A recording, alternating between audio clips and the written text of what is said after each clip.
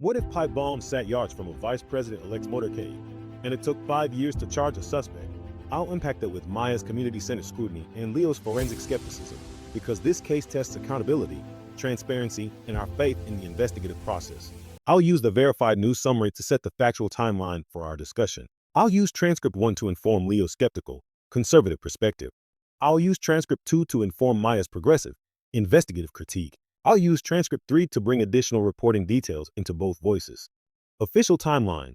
On the evening of January 5th, 2021, two viable pipe bombs were placed outside the RNC and the DNC, discovered the next day roughly 15 to 17 hours later.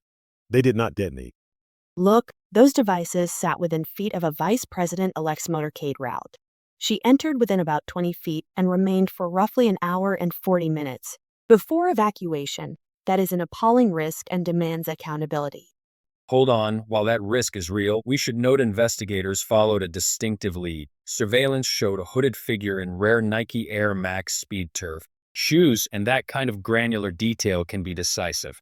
That may be decisive now, but it took nearly 5 years and the re-examination of credit card and retail records, cell site data and license plate hits to get here. The system failed to connect dots sooner, and that gap fueled conspiracy. Or it reflected finite resources and complexity. Investigators reviewed tens of thousands of video files, conducted more than 1,000 interviews, and visited well over 1,000 homes and businesses. These probes take time. On December 4th, 2025, federal authorities arrested Brian Jerome Cole Jr., charging transporting an explosive device across state lines and attempted malicious destruction by explosive materials. Officials say the breakthrough came from a focused review of purchases and location data.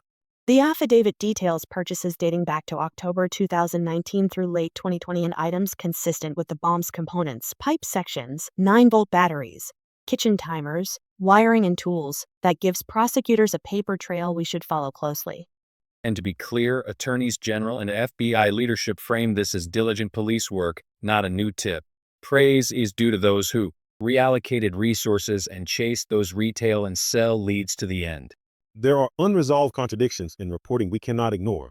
Differing reward amounts, 15 versus 17 hours before discovery, varying video counts, and open questions about whether prior presidential pardons could be argued as a defense.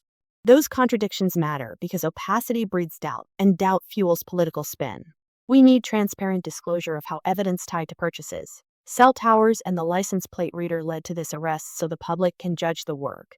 I agree on transparency, but also remember investigators faced real constraints. Limited bomb technicians, massive data to comb through, and competing January 6 prosecutions. That context explains delay without excusing mistakes. Context is not a get-out-of-accountability-free card. This case reopened politicized narratives for years.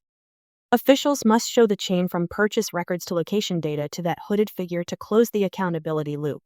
We have a charged suspect, ongoing search warrants, and the promise that the courtroom will reveal motive and fuller evidence. As Maya argued earlier, transparency will be the test of whether this truly closes a 5-year mystery. Fair point.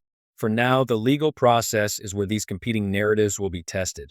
He'll have his day in court, and the public will watch how the digital and physical evidence holds up. We will watch that process closely. In our next episode, we'll track filings, the lab work on seized devices, and any additional charges, because this story and its unanswered questions are far from finished.